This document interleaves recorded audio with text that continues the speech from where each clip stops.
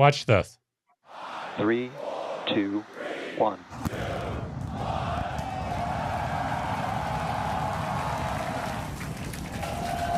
Those engines cut off. Stage separation. Booster Stage separation. On the left hand. Booster reverse startup. Landing burn.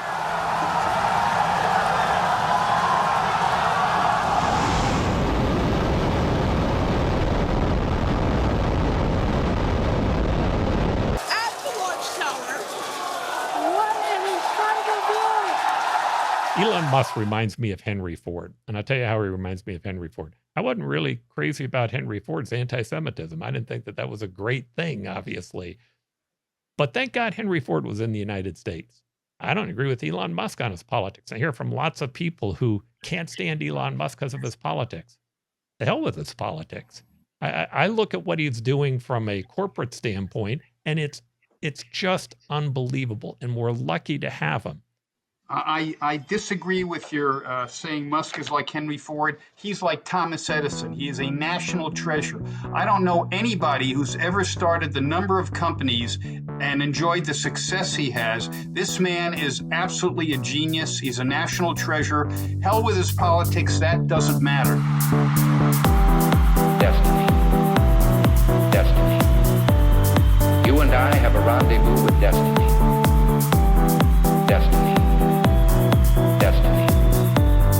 You and I have a rendezvous with destiny.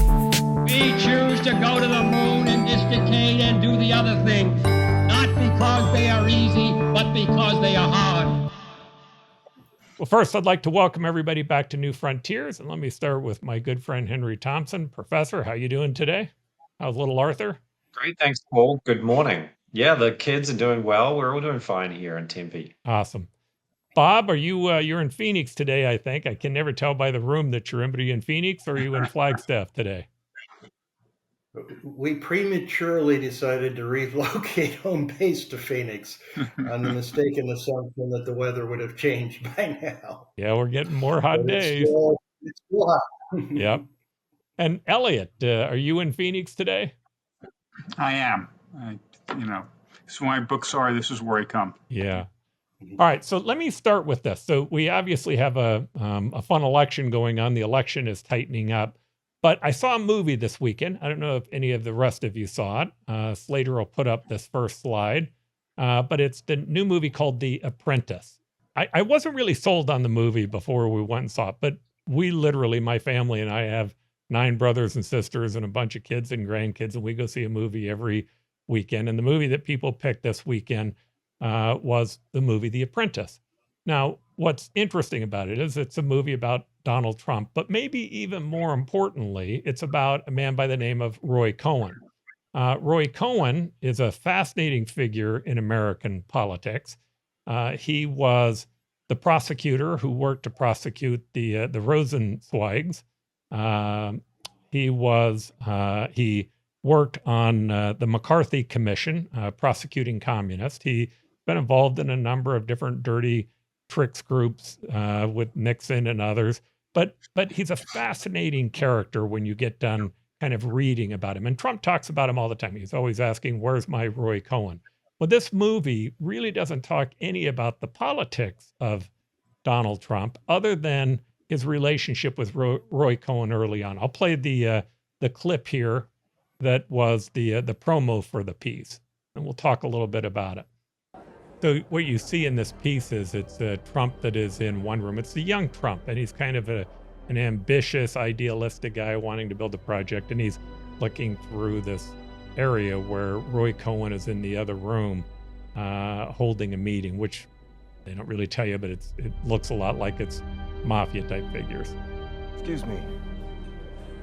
I'm Russell. My friend wants to know if you join us for dinner. Well, I'm actually leaving, so... He's a longtime member.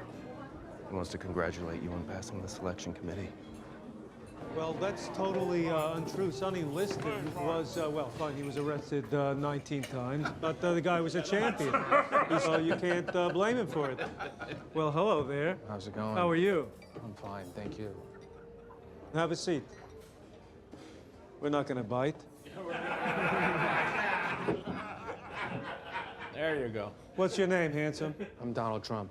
Donald Trump, nice to meet you. Roy Cohn. The Roy Cohn from all the papers and everything. That's right, the Roy Cohn from all the papers, that's right. Yeah, you're brutal. I'm brutal, Yeah. that's right. Here's the point to the show. First, a number of my family members, we have people on both sides. We have people who are pro-Trump and anti-Trump. Both sides kind of like the movie. It was done fairly well. There were some scenes that I don't think needed to be there. One of them was, I guess, Ivana, I think is how you say the name of his first wife. She had claimed in a divorce paper that she had been raped by him, and they played that scene. I don't think that was necessary, and I think it really took away from the movie itself. But one of the scenes that kind of got me that I thought was fun and something that we could talk a little bit about was there was a scene where he was getting a building approved by the New York Council. And this building that was being approved was a building that was going to go right next to the Rockefeller Center. He ended up getting $160 million in subsidies. And they played it up as if the reason that he got them was because of the corrupt attitudes or the corrupt influence of Roy Cohn inside the process, which may or may not be true. I have no way of knowing what happens in New York. What I think, though, that it overlooks is that New York at that time was in an incredible amount of trouble financially. The markets, the real estate market was in the trash bin. Rockefeller Center actually was in trouble. It was almost a partially empty building. And the building that Trump ended up building ended up being a positive. Now, again, I'm no apologist or supporter of Trump. I've said that in the past. But to me, the issue that's being ignored is that there was actually an economic development benefit that was happening. That's interesting to me because during the time that I was mayor, we had this issue where every single city around the Phoenix area built retail malls right on our border. And we tried to go to the legislature, tried to get them to stop the practice of doing that and providing incentives for them. That didn't happen. The legislature kind of laughed in our face, and we decided to become the 800-pound gorilla. And we ended up giving financial incentives to every one of our retail malls to redevelop. Now, I can't tell you whether they would have redeveloped without us. Maybe that would end up being true. What I can tell you is that every one of them, which hadn't been developing for 20 years, within about a 3-year period of time, put significant money back into the marketplace itself. It ended up being an economic benefit for Phoenix long-term, and I defended that. Now, that's interesting because, as I recall, Bob, who's on the program here with us today, was actually one of my critics on that. And so, Bob, I'd love to kind of hear your input from maybe more of a libertarian standpoint about how you see these types of tax benefits going to developers. Well, I think that incentives for retail development are a regional deadweight loss. It simply doesn't result in anyone being willing to sell us stuff who otherwise wouldn't be willing to sell us stuff. They instead attempt to influence where that activity is located. And as you discussed, you were trying to benefit Phoenix by getting more of that activity within your political jurisdiction. But it becomes sort of a trade war between municipalities to give up tax resources to get people to sell us stuff, which we don't need to give people incentives to do that. That can be entirely market driven. Now, one can make, although I disagree with it, a better case for subsidies for manufacturing, where you can argue that if everybody else is providing subsidies, if Arizona is not in that game, we may lose out on things. Interestingly, when Arizona decided to get into the incentive game in a big way, there was a study that sought to justify that by dividing the states between those that played the subsidy game big, those that played it somewhat, and those that basically didn't. And Arizona fell into the last camp and that supposedly justified us jumping into the game. Well, I looked at the economic performance of those states over a period of time, both by personal income growth and GDP. And as it turned out, the states that didn't play the subsidy game actually had a superior track record in terms of economic performance than the states that played it somewhat, and a substantially better economic performance than the states that played it big time.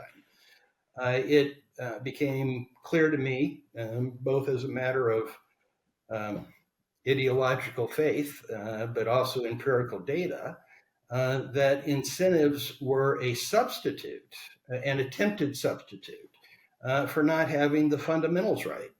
And the fundamentals are a favorable economic climate by predictable government regulation, reasonable government regulation, and low taxes on economic activity. And they are a failed strategy to compensate for not getting the basics right. So I've been a consistent critic of all subsidies, although the least defensible one are retail subsidies. All right. So you didn't have to tell me that you've been a constant critic because I remember all those criticisms. But in saying that, I remember every criticism, just so you know. But in any event, so the question I would ask about that study, and maybe you know or don't know this, is it possible that the states that were putting up the biggest subsidies had the greatest need because economic development was happening there less so? And I can agree with you. Overwhelmingly, one of the biggest issues that I see when companies are making their decisions as to where to locate, labor cost end up being a high portion of it. Land cost end up being a high portion of it. Regulation and regulatory time ends up being a high portion of it. But sometimes it's also, if you look at certainly cities in the northeast portion of the country, they're having a much more difficult time developing than cities are in the south and southwestern portion of the country. How did the study adjust for that? Well, I looked at relative tax rates. There wasn't at that point in time, there is now, good comparative data on the overall regulatory environment, but you can kind of sense it that trying to get something done economically in the Northeast or on the West Coast is more difficult than doing it in the Sunbelt states. So it is probably true that there's a high correlation between states that are doing a poorer job on economic development and the provision of incentives. But it's because they're not getting the fundamentals right. If they get the fundamentals right, they wouldn't be at such a disadvantage in attracting economic growth and activity. It really is. You can only I don't think you can justify it economically on any kind of regional or national basis. You might be able to justify it politically to say we want it in A, geographical location A, rather than geographical location B. And if we have the fundamentals wrong, then we've got to dangle money to corporations to get them to do that. The track record of performance on companies that get incentives is very poor. And the supposed clawback provisions that are supposed to rake back the incentive if the performance doesn't occur almost never occurs. So I believe that you concentrate on getting the fundamentals right for everybody, and people that you got to pay to come engage in economic activity in your community are not a long-term bet. Elliot, you've been involved in this debate for a very long time. I know that GPEC and other groups, which is the Economic Development Group for Arizona, they've tried to separate it based upon base industries and non-base industries. The base industries being people who export products they're more in support of giving subsidies to, as opposed to companies that are here and just moving from location A to location B. Tell me kind of what your fundamental philosophy is on this and how you see it. Well, first of all, as much as I hate to say it, I agree with every word that Bob said. Damn it. That you basically, well, you were trying to imply that things were bad in the Northeast and therefore they had to subsidize. And I think you've got it ass backwards. I think things are bad there and they need the subsidies because their basics are so bad, and that now they're just crying wolf. But the bottom line is fix the problem. And the problem is the regulation, the tax rate, the difficulty in getting things through the political process. But even in Arizona, we do help companies. We help them get land through the state land department.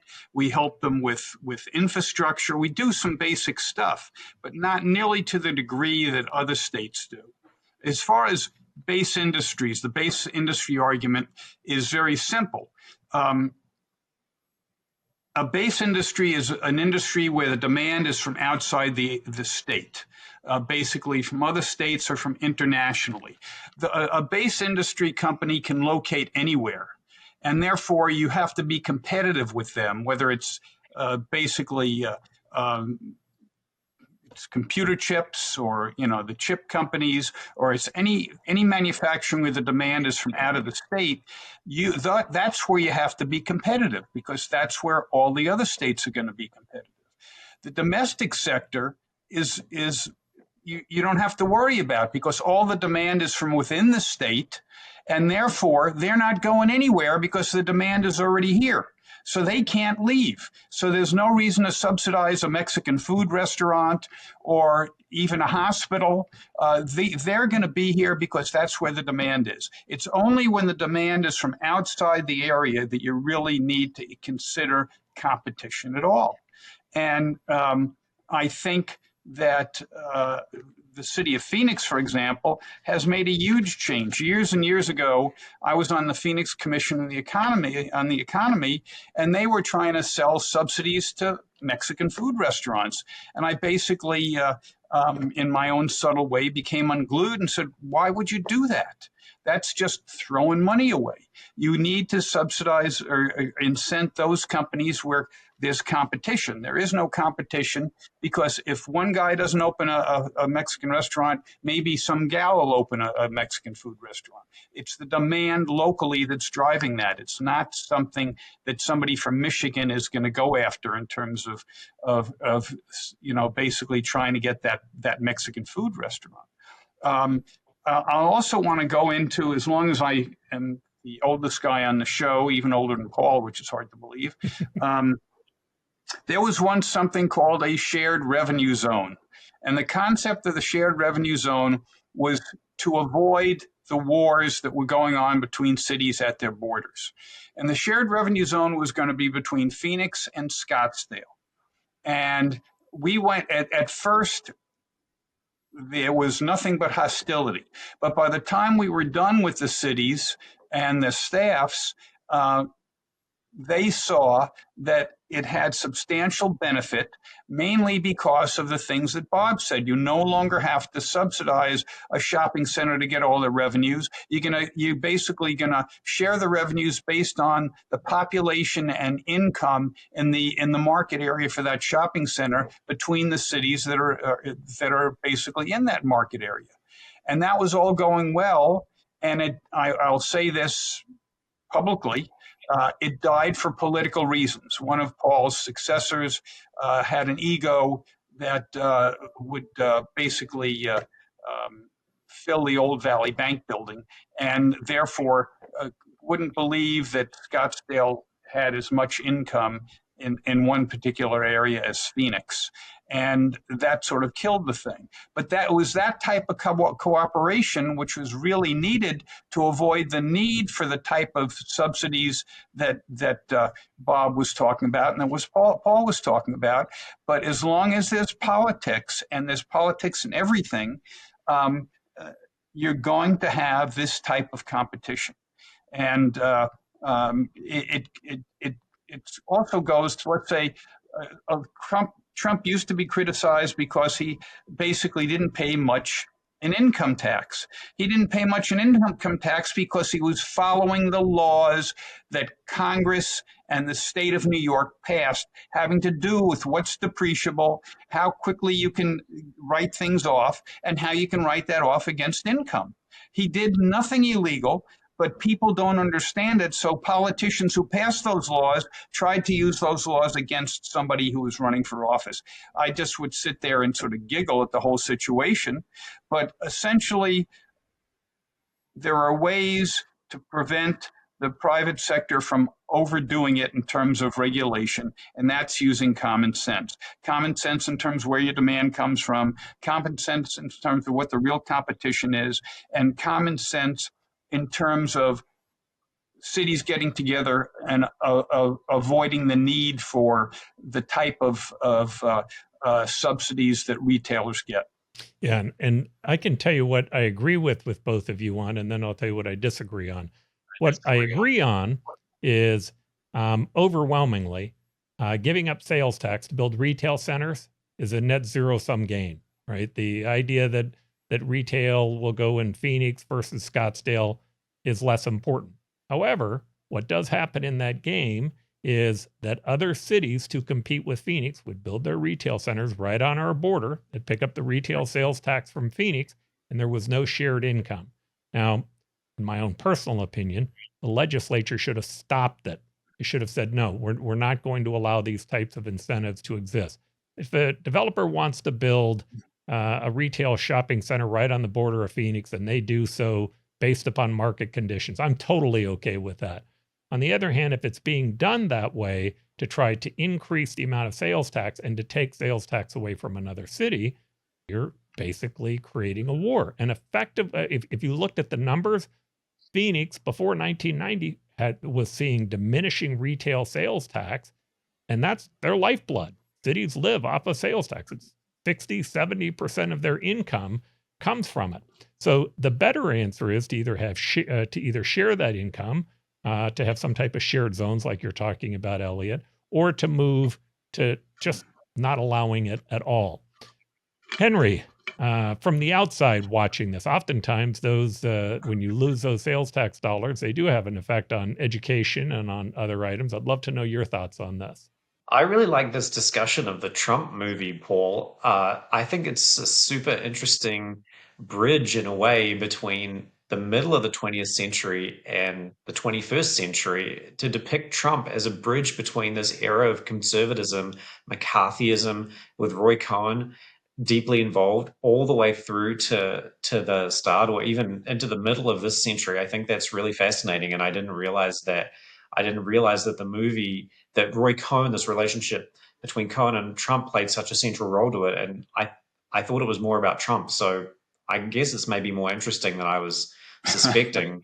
To come to the tax and the city issue, I think that something that Elliot touched upon is really interesting to me, which is the idea that Donald Trump was in fact a part and parcel of this era of New York's resurgence in a way. And I think that's a bigger story than just New York, but it's also very important to recognize that Trump comes from this New York milieu, and it starts with Roy Cohn and these people. But then we see, of course, Giuliani, who's still a ally of Trump to this day, and Bloomberg sort of carries this story through. But it's an interesting take on the Trump phenomenon in a way that's not really explored a lot in the media, I don't think, that he was part and parcel with this resurgence of New York from a very sort of crime-ridden, corrupt, economically underdeveloped or underperforming city in the 70s through to this towering global city of the 1990s. And I think that probably does influence a lot his view of politics, right? You know, everyone talks about him being very transactional and seeing everything in terms of the art of the deal.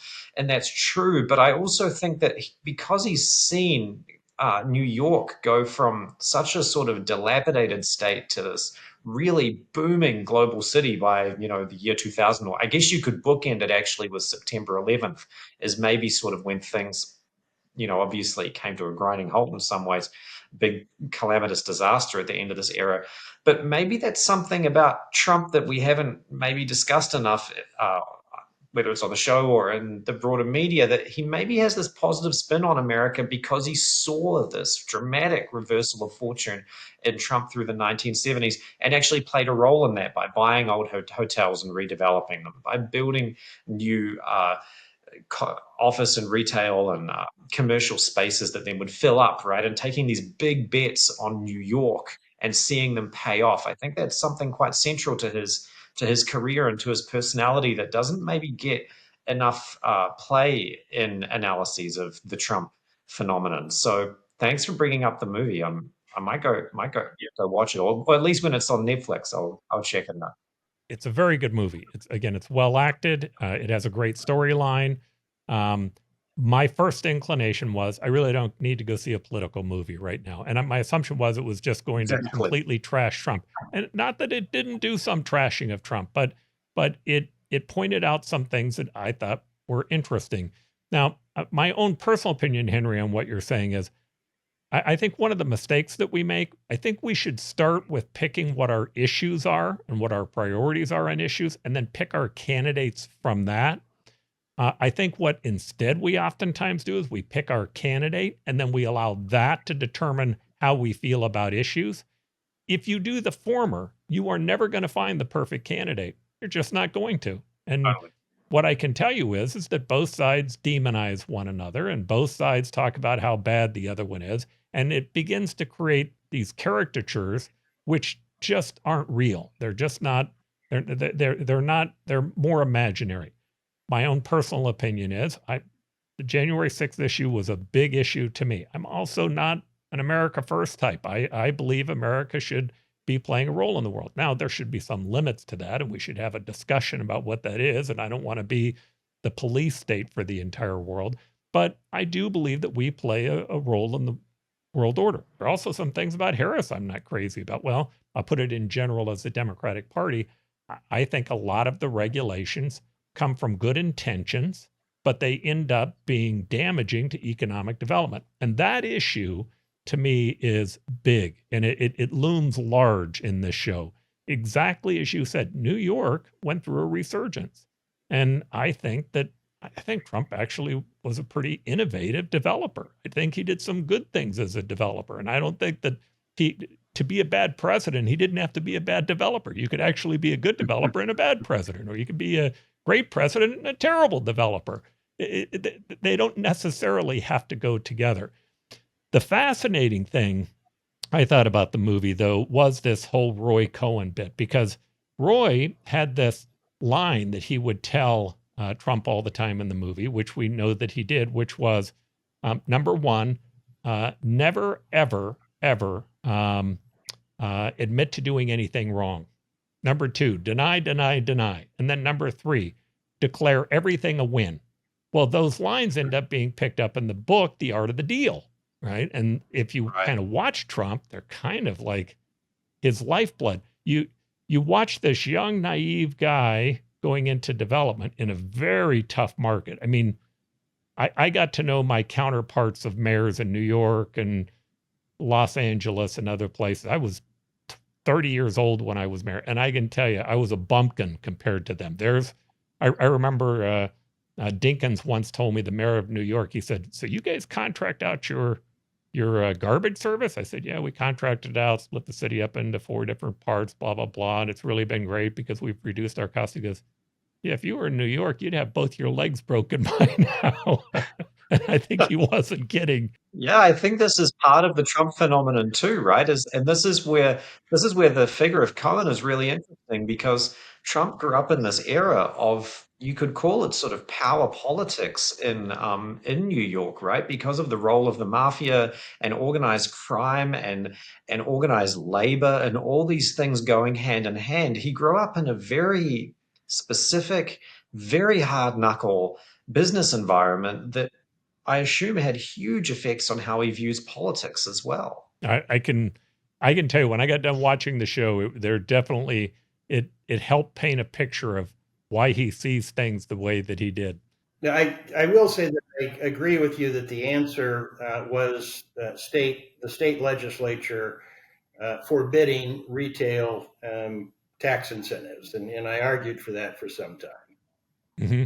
Yeah, it's a from an economic development standpoint, I tend to agree with what Elliot talked about on base industries, but I think there are a lot of areas where we're putting in subsidies that aren't right. But where I definitely agree with what you said, Bob, is if the fundamentals aren't right, you almost can't come up with a big enough subsidy. It's just not possible. Your labor costs, your land costs, your regulatory environment, your housing costs, all those things play into it. Which is why Elliot and I have been deeply involved in trying to increase the supply of housing, because we know that the supply of housing has an effect on economic development in the end. And there were a number of CEOs that bought into that as well. All right. So another kind of interesting issue on Trump this week was the Trump stock. What's it called? Truth Social stock. The Trump stock actually has been on a rise. If you put that slide up, you'll see it there. I think they're up to, like, as of yesterday, $29 per share. Now, here's what I find interesting about the Trump stock is if it were only his supporters, I'm pretty sure what you would end up seeing is that the price of that stock would stay high, whether he's being successful or whether he's failing. But if you actually watch his stock price, it almost follows directly when he's doing well and when he's not doing well. There was a sell-off that happened after Harris got involved in the campaign, and you can see that steady slide down. I think about a week ago, I might be wrong, but I think Harris reached a peak and Trump began to do a resurgence. You all can tell me whether or not you agree or disagree with that, but his stock began to increase during that period of time. Now, from a stock standpoint, I'll give you my input, and I'd love to have your input on this. This company is losing has lost $860 million, I think it is. It's a $16 million loser per year with only $800 million worth of revenue. I mean, $800,000 worth of revenue. I don't see how the fundamentals of the company ever make sense. But in saying that, I think what's happening here is there are people maybe smarter than me who say, oh, it doesn't matter if it has good fundamentals. If he becomes president, it's going to become worth a lot more money. Two questions I'll ask the panel here. One is, did Harris actually, in your opinion, reach a peak, and is the race tightening up? And that's what, again, the stock would indicate. And number two, is this stock you'd actually buy and put into your portfolio? Well, the answer to the last one is absolutely no. I'm very much a fundamental investor, and when the big social media company Twitter is in free fall, the notion that a minor competitor has any future prospects just strikes me as laughable. This has been a vanity or irrational political support purchase all along. And in terms of the former question, I do think she has plateaued, but I don't think she is receding or that Trump is advancing. She crossed the credibility threshold for being a president during the debate. She got the boost from that, and the boost from just not being Biden. And then it settled in a race that is within the margin of error nationally and within the margin of error in every swing state except for Nevada, where Trump is just a little bit outside the margin of error. But even that I doubt, given the recent track record in Nevada, which has been pretty good territory for Democrats. And I think that's the state of play. And I don't anticipate it changing between now and the election. That makes the ground game incredibly important. And by all accounts, the Democrats have a substantially better and centrally organized ground game than the Republicans. Trump has largely contracted that out to private groups, and what they're doing is a little bit haphazard and not centrally coordinated. Now there's been an improvement in Republican registration advantage in a lot of these states, including Arizona. So I think it's a race between that little bit better advantage for Trump in 2024 compared to 2020 based on registration versus Harris's superior voter identity and get out the vote campaign. But I think we've reached a stasis in terms of the relative position of the two candidates. Would I own the stock? No. I think if Trump loses, the stock goes into the trash bin of history ultimately. He basically was looking for what he wanted, or he perceived as getting a fair shake from social media, which he doesn't believe he got in the last election from Twitter and Facebook. And this was his answer. I think it's political and will go away. And I will, whatever stock I own, I will bequeath to you, Paul. How's that? Whatever Trump stock I own. I want your real estate, Elliot. I know your real estate. Yeah. But so, and as far as where we stand in the campaign and who's ahead and who's not, I'm confused. I don't know what to believe because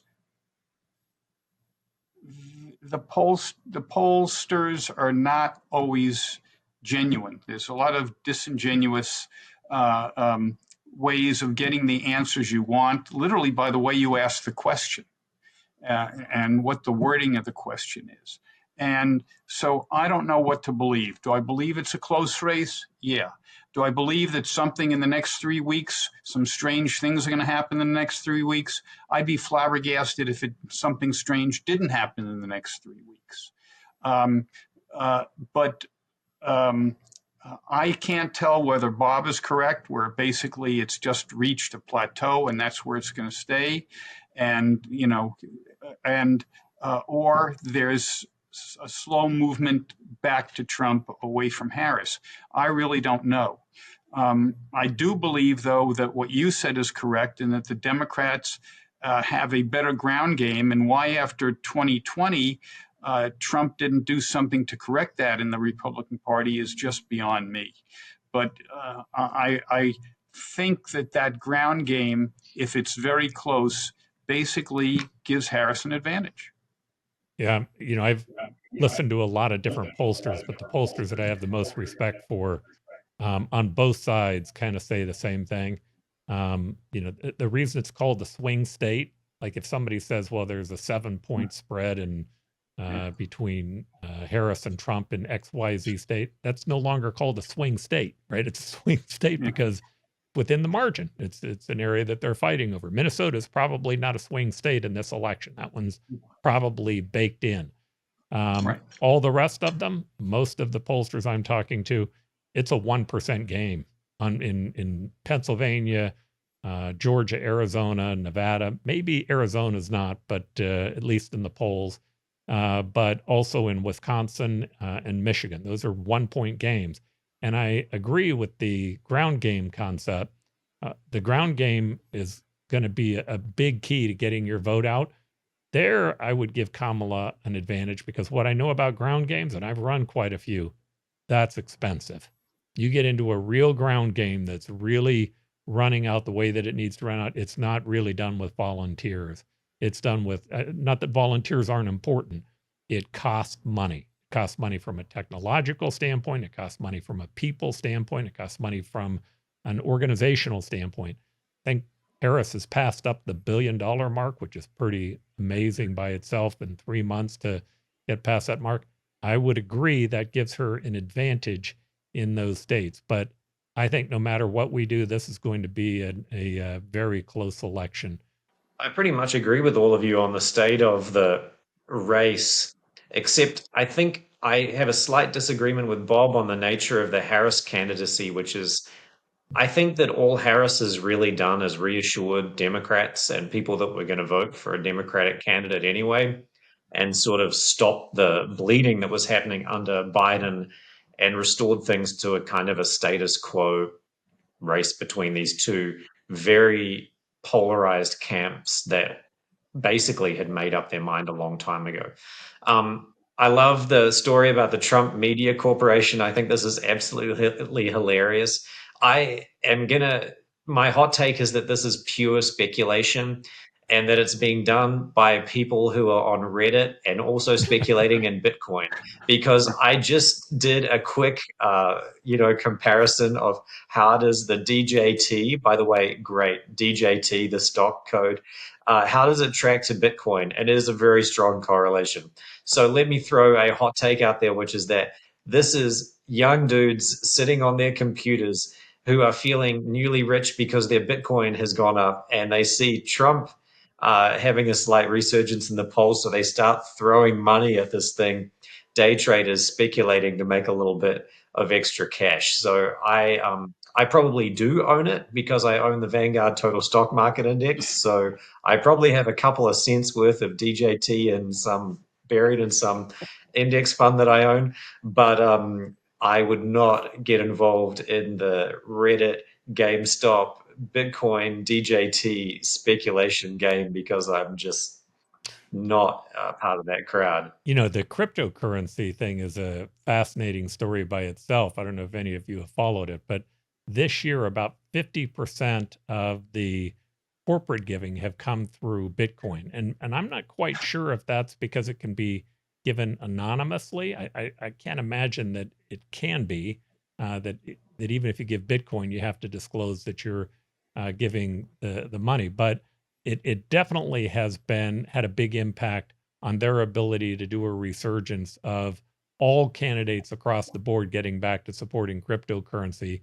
They targeted a woman running for the Senate in California, and they were very successful at being able to beat her, and that seemed to put kind of the fear of God in everyone else. But let's turn a little bit to the violence. I'm interested in this question. We know that Trump has had 2 assassination attempts. Well, 1 assassination attempt and then another one where they arrested a guy at the golf course. There was an argument there was a third. I'm not quite sure that it's a valid one. The sheriff is arguing that they saved him from a third attempt, but they let the guy out on bail for $5,000, and I can't imagine if he was a serious person who was, I hope, if he was a serious person looking to assassinate one of the presidential candidates, he didn't get out on a $5,000 bail. Too much or too little? I'm only kidding. So the Harris campaign had, I think, 3 different shots through a window. The first one was a BB gun, but the other 2 were actual bullets that went through the shot. We'll put up kind of both the photos of that as well as the article on the Trump campaign. But what I'd like to know from you all is, it seems to be a worrying trend, and one of the things I'm wondering about is, do you think that it's overblown, or do you think that it's something that we increasingly have to be more concerned about? Well, the violence in the campaigns is extremely concerning. It's something that hasn't happened in American presidential campaigns as long as I can remember, especially the actual shooting of Donald Trump a few months back. Extremely concerning. I think that it's hard to say how much of this there's going to be as this moves forward. There are all sorts of structural reasons why we would think that there's going to be violence, extremely polarized groups that vilify and sort of demonize each other, extremely close elections, which mean that people are highly, highly motivated and sort of amped up about the incoming elections. And of course, widespread access to firearms in the United States. Those are the sort of structural conditions that suggest that more of this could happen. But on the other hand, I think it's worth remembering that these seem to be isolated events and that there aren't organized groups committing this violence, right? So it's not like there are paramilitary groups associated with political movements or political parties that are openly saying that they condoned or organized or perpetrated any of this violence, like you think about something like when there's a terrorist attack and Al-Qaeda says that they did it, or the IRA or one of these groups. There doesn't seem to be anything like that, thank God, in the United States. And so it's much more, I'd say it's very random. It depends on the random inclination of unhinged individuals to do this and the ability of police to stop them. So yes, there's lots of precursors that suggest that this could go on, structural reasons, but luckily it seems unorganized and therefore difficult to predict, but also less systemic and less concerning in a way. Well, I agree with Henry. It is my hope that what has happened to the American political system, really since Obama, the polarization that we now have, it's not a table discussion anymore. Generally, when I go out with people, the one thing I don't discuss is politics. I'm just not, it's not worth it. I'm hoping that ends, and you get reasonable candidates on both sides. You get away from the polarization of the essentially socialist Democratic Party and the polarization of the right-wing Republican Party. There's got to be a way to get back toward the center and still get elected. Paul, you better than anybody know the difficulty of getting through a primary without staking out wing positions. It's very difficult. I'm hoping that this election is the last where you have two crappy candidates. No offense to anybody who's listening. I didn't say that, but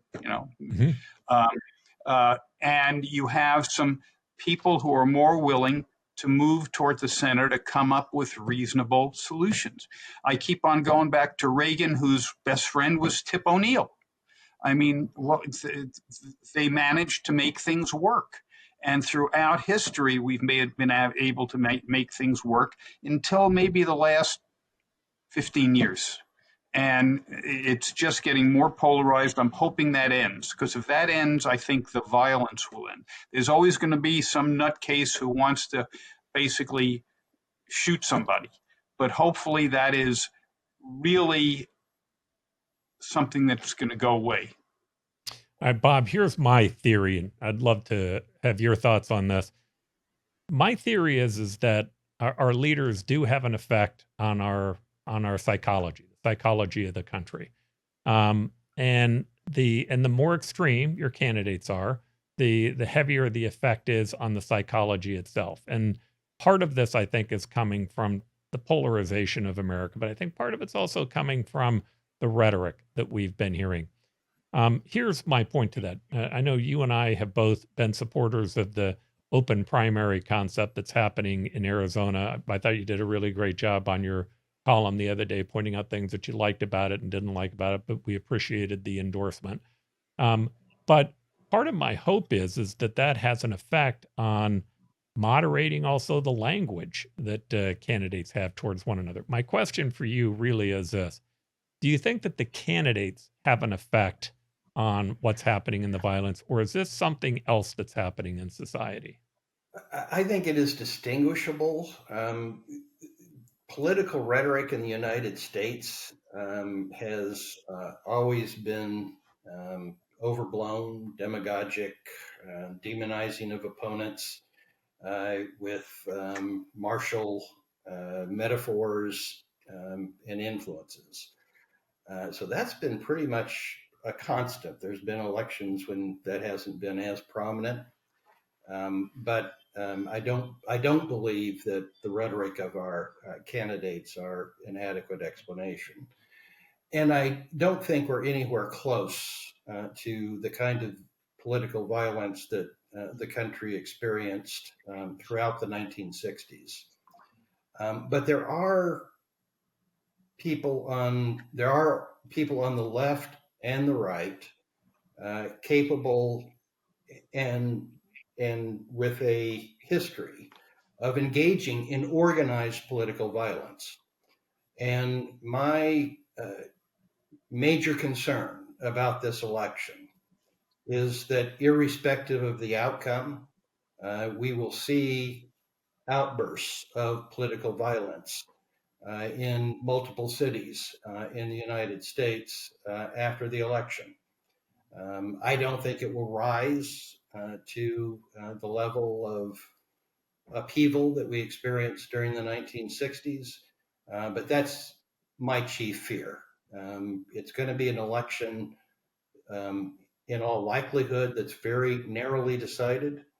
And I believe that groups that are prone to violence, organized violence on the left and the right, may very well seize the opportunity to try to do something after the election. That's my chief fear. All right, I'm going to shift the subject a little bit. And Elliot, I'm going to start with you on this question because it's an economic question. So we watched these twin hurricanes that happened in Florida in the last couple of weeks. I read a report by, I think it was State Farm, who was now pulling out of the Florida market, where there was talk about, exactly what's causing these hurricanes. The fact that the oceans are heating up, and as they heat up, they're igniting these hurricanes to a much more significant degree. But the thing that was interesting in it was that the idea of having these twin hurricanes with all the tornadoes that followed, like once in a 500-year, once in a 1,000-year event. Now they're saying it's potentially once in a 20-year event. And so for them to be able to make any sense of issuing flood insurance or insurance for home insurance based upon that was literally you'd have to have a replacement value for the home at somewhere near 5% of the value of the home, because it's going to have to replace it every 20 years. Now, the thing that's interesting about that to me is that increasingly, I think what we're going to see on the eastern seaboard where these hurricanes are happening will be that the cost of insurance is going to go up, and lenders are going to want to have a higher guarantee or an assurance that they're going to have the flood insurance put into place before they do loans. I'm concerned that that may have some effect on the lending rates. Now, the obvious fix seems to me that's going to happen is we're just going to turn all those insurance into FEMA insurance. They're all going to end up becoming insured by the federal government. But I'd love your thoughts on the economic effects of this, or what you think they will be on housing, what your concerns might be, and where you think we're headed.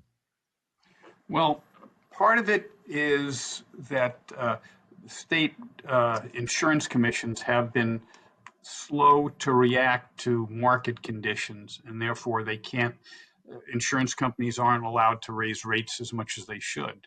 And a large part of it is, I think insurance companies are taking a serious look at what's going on in the world and are saying, especially in Florida, but also in California, where there are fires and floods and earthquakes and mudslides, and you name it, they've got it, wrath of God type stuff, that they have to be able to operate as a business, which means they have to be able to cover their costs and make some profit.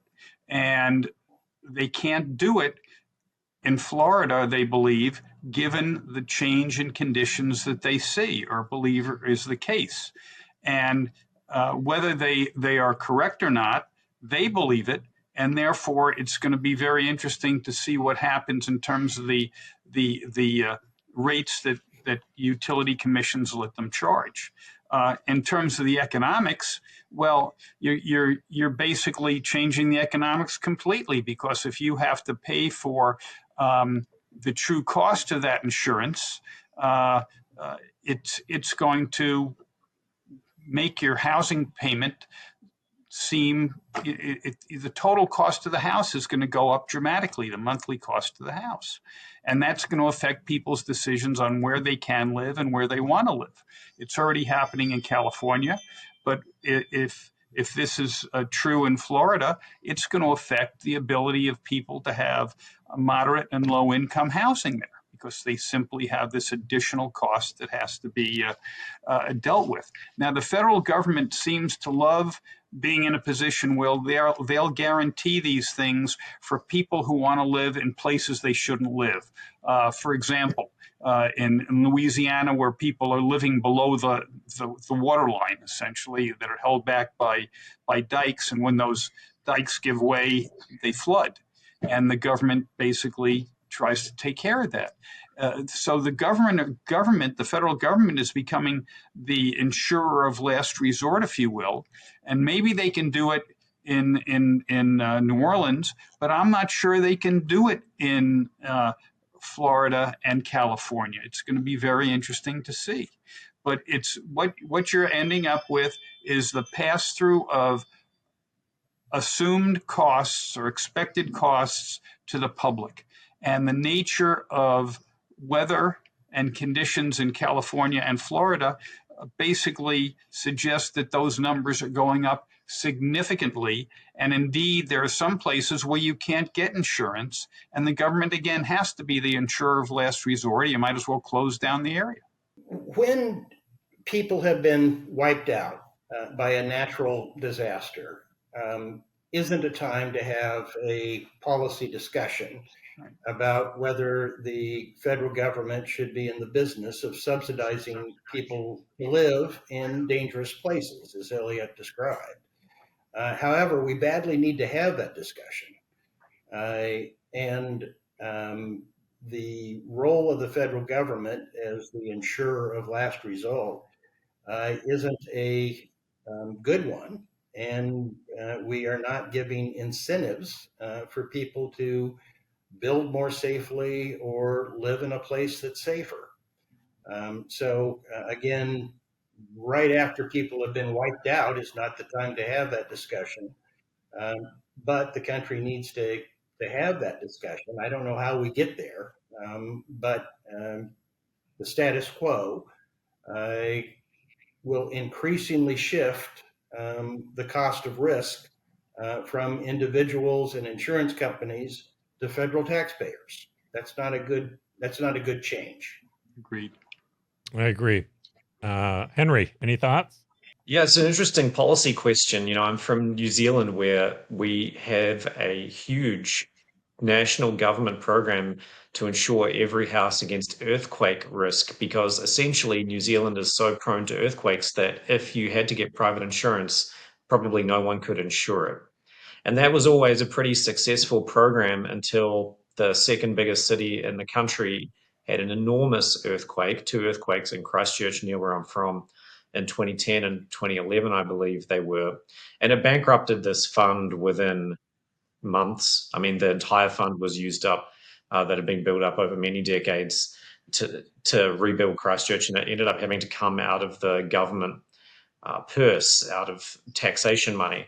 Now, the question is whether that was a good policy to have in order to rebuild the city, or whether it is something that's led to a sort of a bad allocation of resources because people built in areas that were unsafe. And the interesting thing about that is that Christchurch was deemed the safest place in New Zealand for earthquakes. It's the furthest city from a major tectonic fault line, but because of the very specific nature of that event, there was an absolutely catastrophic earthquake in Christchurch. So it kind of illustrates some interesting dynamics, right? Which is that insurance policies can only, or insurance companies can only model the probability of a event based on prior data. And if those data are inaccurate, or if there are black swan events, or if things are changing in the future, then the insurance companies aren't going to be able to model that properly, and they're either not going to be insuring things properly, or they're going to not want to enter that market. And on the other hand, it goes to show that having these programs from the government can be good, but there's also huge downside risk for governments if catastrophic events do come along and they actually have to pay up on some of these programs. So it's a very important discussion to have, but it's very important to keep things in perspective and be sort of cognizant about how much we can know about the risks of catastrophic hurricanes, earthquakes, all these types of events. And extrapolating from previous data is not always going to tell us as much as we might hope about the future, and also making radical assumptions about changes going into the future is not going to be a good way to proceed either in every case, because we simply don't know. So it's a really tricky, really difficult policy debate. I think the federal government has to play some sort of role in giving assurance in some cases, obviously, to allow for economic development in some regions, but where you draw the line is a very difficult question indeed. Yeah, my guess is we're going to be dealing with this sooner rather than later, because this hurricane issue seems to be something that's not going to be going away soon. And it's not just Florida, but there's no doubt Florida and California, they tool up together. They both can have a big impact on this. All right, so I'm going to go to some good news because I think this is fun.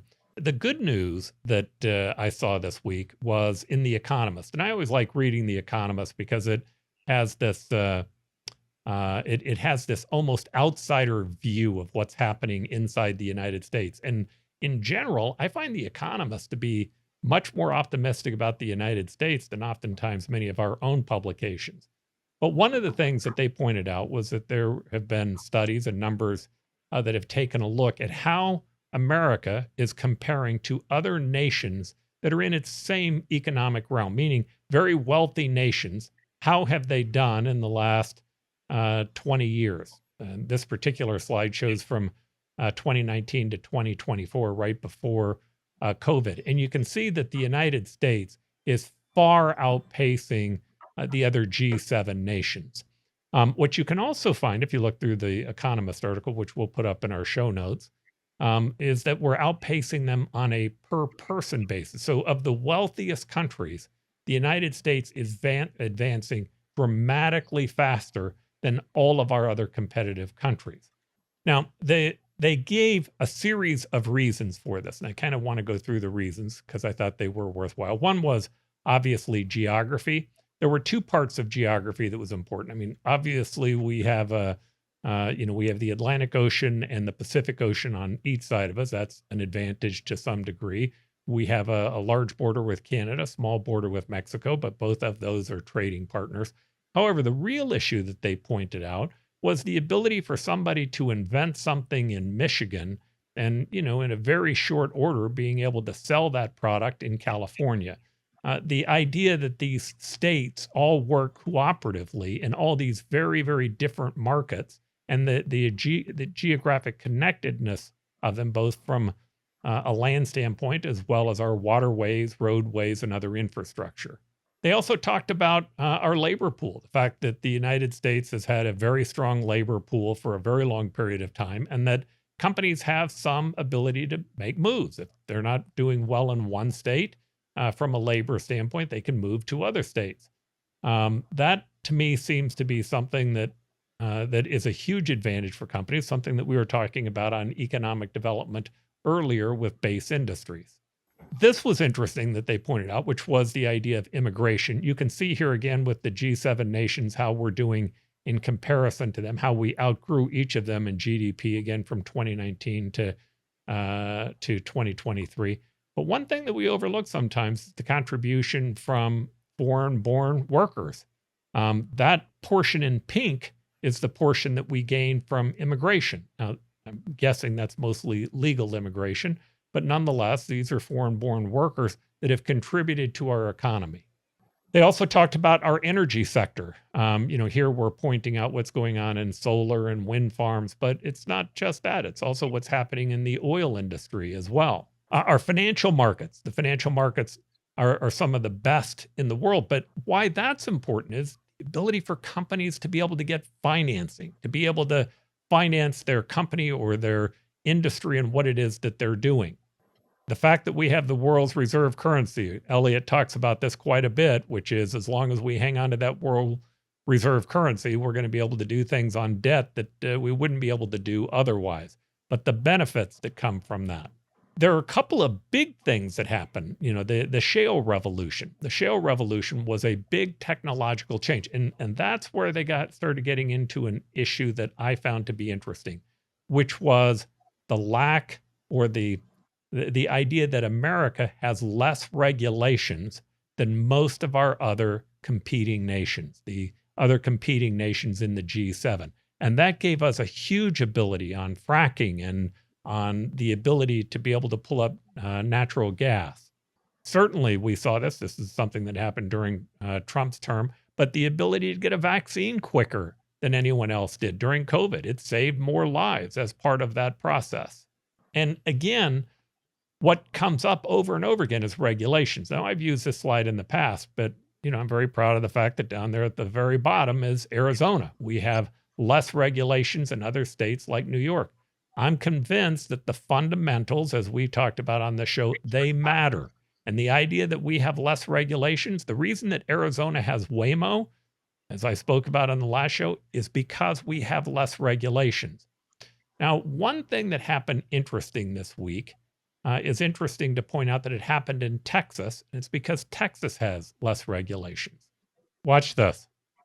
3, 2, 1.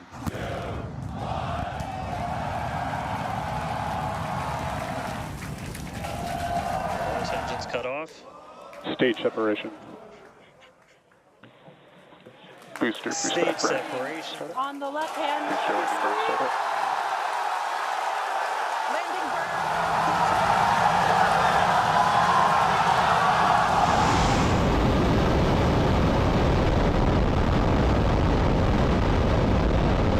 At the launch tower.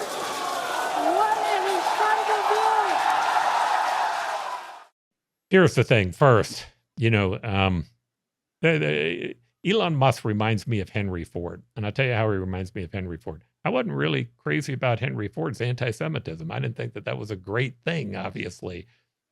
But thank God Henry Ford was in the United States. I don't agree with Elon Musk on his politics. I hear from lots of people who can't stand Elon Musk because of his politics. The hell with his politics. I look at what he's doing from a corporate standpoint, and it's just unbelievable. And we're lucky to have him.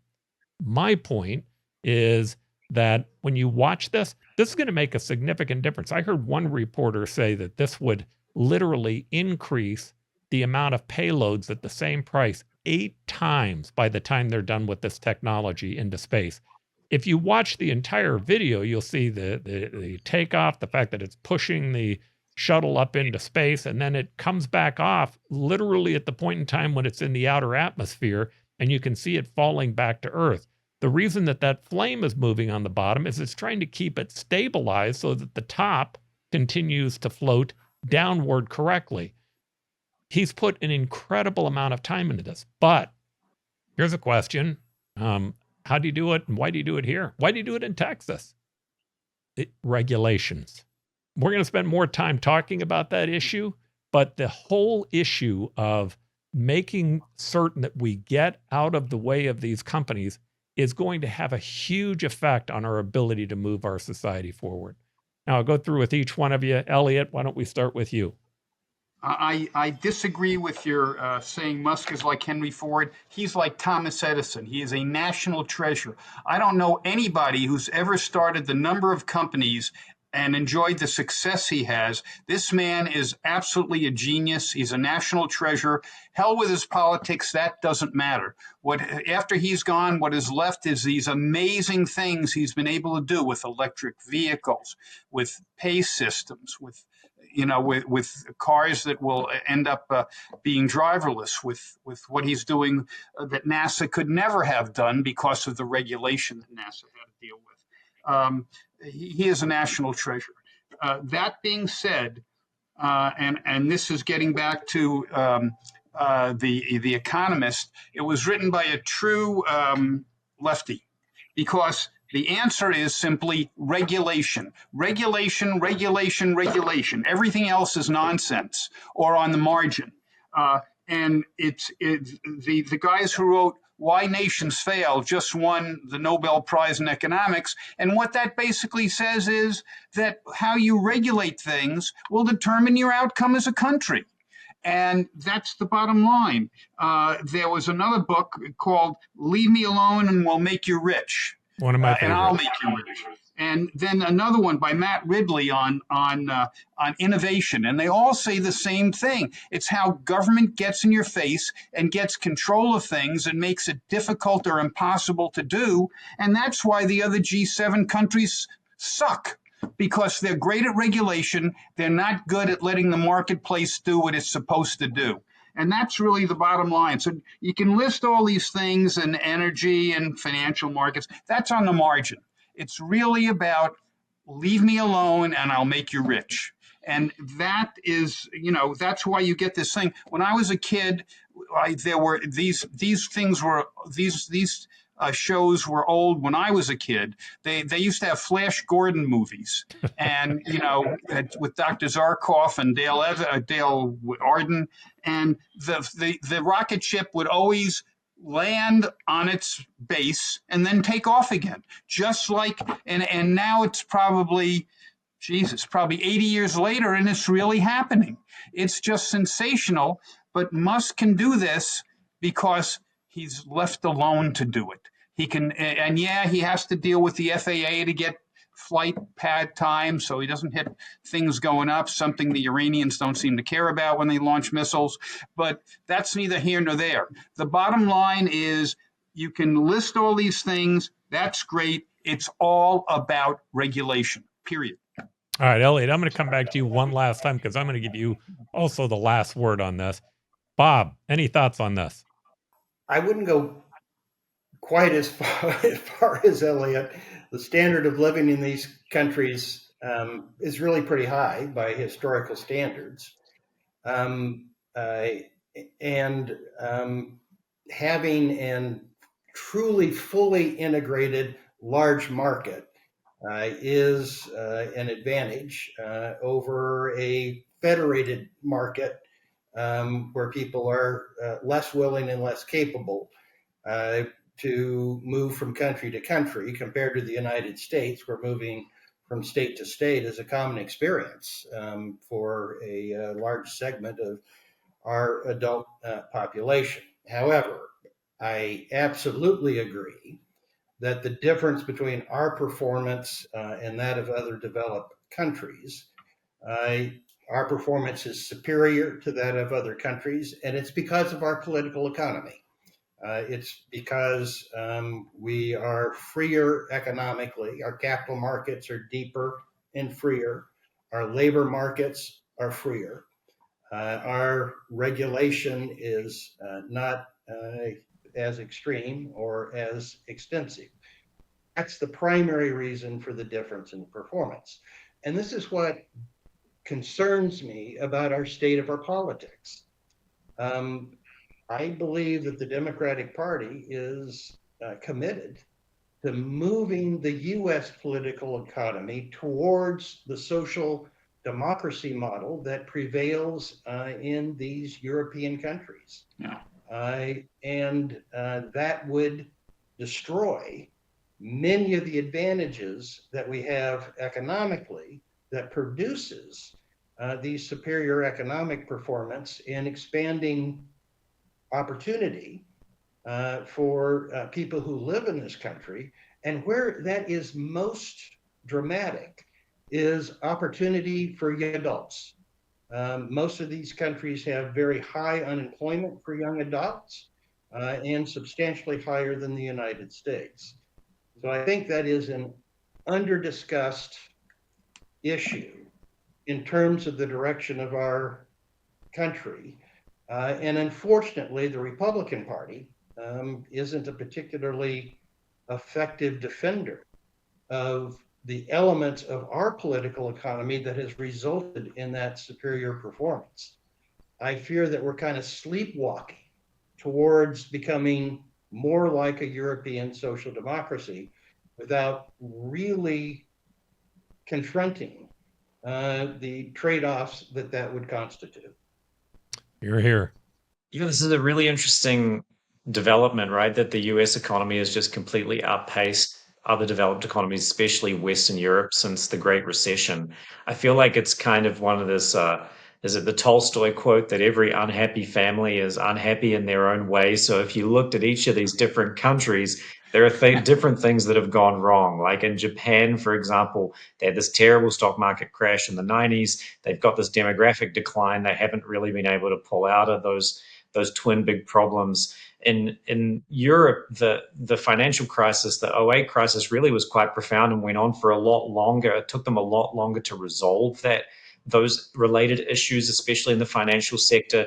And then they were hit with this migrant crisis, these huge numbers of migrants, and of course the slowdown of growth in China, which was a big deal for Western Europe, much more of a big deal for their economies than the United States. And then in Britain, you add to all that mix of problems, you add the Brexit decision, which, whether you agree with it or not, I think it's clear now that it was been a huge distraction and bad for the country's politics and their economy. So each of these countries has got a different set of problems since the Great Recession, which is when this big decoupling kind of happened. And meanwhile, the US has taken this tech economy from, personal computers in the 1980s and 90s, the internet in the late 90s and early 2000s, and then it's just morphed into this new tech economy with the big super-powered companies like Google and Facebook, and Microsoft is still right up there. And no other company in the world, with a few exceptions like maybe SAP from Switzerland, is really actually been able to participate in that huge generation of wealth. And there are lots of different reasons why that's happened in the United States. Even just that brief discussion where I highlighted the invention of the personal computer happened in the United States. The rollout of personal computing software by Microsoft and others happened in the United States. The invention of the internet happened in the United States. So there's a long continuity in this innovation, and in the United States, and obviously on the West Coast in particular, that's led the United States to be able to just continue that into the future. But then there are all these underlying reasons why that maybe has happened over long periods of time, and a lot of that has to do with the level of regulation that others pointed to, but also the quality of the United States higher education system and the fact that it brings so many excellently talented scientists and researchers to America that tend to stay and start companies or take on leadership roles in American startups. There's all these different reasons why America's been able to capitalize on that, and it doesn't show any signs of slowing down, and Musk's various ventures are kind of an indicator of that. And one interesting, I think, facet of this, and this is actually directly addresses what Elliot said about regulation. I recently read an interview with a venture capitalist from Germany, of all places. And Germany generates some tech startups. They have extremely good universities, particularly in engineering, computer science. The Germans have very good universities, but they don't generate a lot of startups. And the reason that this venture capitalist highlighted is because there's no venture capital in Germany. Only tiny sums of capital go into these new tech startup in Germany. And the reason for that is not because there's no capital. No, Germany has got huge, deep financial markets, and so does Switzerland, particularly in the insurance industry and sort of in banking. But the reason is that the regulations placed on the insurers and the banks in Germany don't allow them to invest in tech startups. They can invest in industrial companies that have assets and that build things and that have inventories and all these things, but tech startups that are largely founded on an idea, the regulations don't allow them to invest in those companies because it's not classified as a secure investment. So apparently, in the 1950s, when Germany was building its new industrial economy, building cars and washing machines and all these sorts of things, the amount of venture capital investment at that time was something like 1,000 times the sort of startup investment they're doing now. So that's an interesting way where no one really talks about the regulations that are imposed on the German insurance industry, right? But if those regulations were changed to allow them to invest even a little bit more riskily or in more innovative companies, they could maybe have some of the advantages that America has, but they're hamstringing themselves by these various means. So I thought that was kind of an interesting story. It is. All right, Bob, and then I'm going to come back to Elliot. Bob, my question for you is, you talked about a moment ago the idea that we're on this slide. One of the things that I saw in being, well, actually, I did this after I was mayor. I was asked to help out a company who was looking to relocate into Arizona. And the thing that I found to be fascinating was it was going to take them almost 7 years to get their entitlements in California. And here we could get it for them in 7 months and have them built out a year later. It was a huge decision for this group to move almost 1 million square feet of manufacturing. But one of the things that I'm seeing is that in Arizona, we are beginning to slip. Elliot and I have worked on the housing issue. It used to be able to get a housing project entitled and permitted in a 8 or 9 month period of time. It's a 24 to 36 period of time now to get things done. It's moving up into the realm of where California is. The second issue that I want to tie this to. It's kind of an interesting tie, but it's the idea that when you start looking at our budget, somewhere around 75% of the budget's Medicare, Medicaid, and defense spending. It's only a very small portion that kind of fits outside of those entitlements and defense. Either we're going to end up having to cut those items, or we're going to have to find a way to expand the economy. And it seems to me the only way to expand the economy is to build on that lower regulation concept, to begin looking at how we can reverse this trend. But both of those things are political in nature. If we were going to try to move this back, as you spoke about a moment ago, the slide that's happening, how do we move that ball back in the other direction politically from your standpoint? Somehow there needs to be advocates who will make this case to the American people in a persuasive way, in the way that Ronald Reagan did before the 1980 election. You don't see the commitment to that view of the United States and the kind of political economy that we need and that will best serve the public. In the Republican Party today, you have within the Republican Party today a dedication to populist and nationalist indictments of the performance of Arizona's of the United States free market economy. That it isn't, that we've failed to, the free market has failed to produce the jobs that average Americans need to get ahead. Now, you do have some people in the intellectual ranks. Bill Graham, the former congressman and senator, writes frequently about how a lot of what we are told about our economy isn't correct, and how we need to continue with the things that have been working and have worked in the past. I don't know, and I know that this is the optimistic American corner. I don't know, I don't see at present the people or the political opportunity to make that case. It's not where our politics are. So hopefully we will continue to have the intellectual ferment where the arguments are out.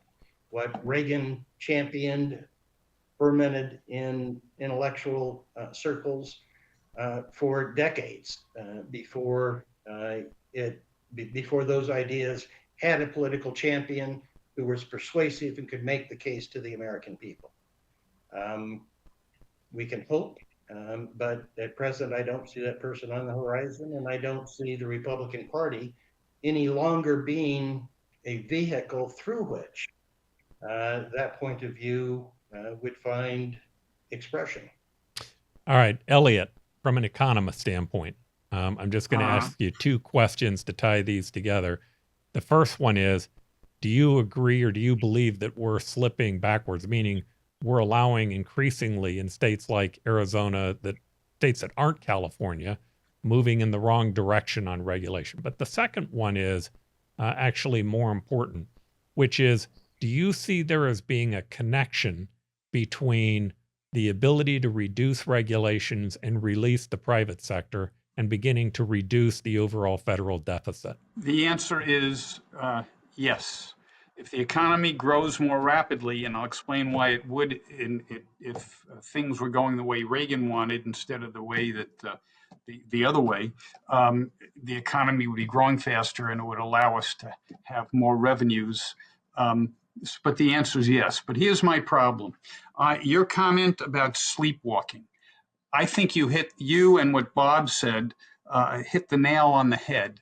And that is, this is like putting a frog in a pot of cold water and turning up the heat. Okay, the frog won't jump out. We as Americans are not jumping out. The heat's being turned up and we're sitting there. Why is that happening? Because essentially we now expect government to resolve all our issues. Now, let's just go back to the very basics, and that is that the private sector, and back prior to World War II, the government was maybe 10, 15% of the economy. It's now, and by some estimates, close to 50. What happens is every day you get up and you vote for what you like with your money, the old pursuit of happiness theory, all right? You go out and you vote. You spend on what you like, and you don't spend on what you don't like. And those companies that are providing the most happiness, the most things that people really want, flourish. Those companies that don't tend to have their assets reallocated, and so the next entrepreneur will try again. And that way, the economy is always basically being successful, moving more and more to success, because individuals are making their individual decisions about what they want, not what some bureaucrat wants, not what some jerk who happens to be a senator wants, but what they want. And that's the way America was probably until about 40 years ago.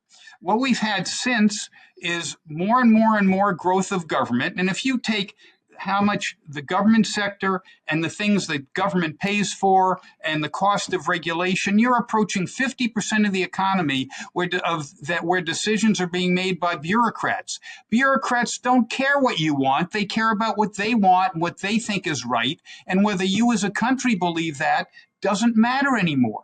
And so the more that you have government ineffectively and inefficiently basically moving assets around instead of the assets being moved around as a result of what people want and the way they vote their money, the economy is going to become more and more difficult to grow. And that's where I'm afraid we're going. And again, Matt Ridley, who's usually a huge optimist, in his book about innovation, comes up with the same conclusion. So my fear is that the sleepwalking. All right. So I'm going to end with saying I'm going to stay the optimist. I'm going to stay the optimist in this way. Oh my God, watching that spaceship that Elon Musk just had land back on that platform, right? There's definitely something that's working. I totally agree with the sleepwalking concept. I'm watching it happen in our state, where people just simply aren't paying attention to the effect that regulations have. The economic engine is not government. It's the private sector. What government does is it taps into that engine through two ways: taxation or regulation. And hopefully you get some good that comes from those. But if you overtax it or you overregulate it, you stall it. And on the other hand, if you pull those things back, the engine thrives even more. If you want to reduce the deficit long-term, regulation to me seems to be the overwhelmingly easy way. And at some point, somebody's going to figure out how to put together a coalition between Medicare and Medicaid folks who are going to be worried about their long-term benefits and the ability to grow this economy so that we can continue to pay for it.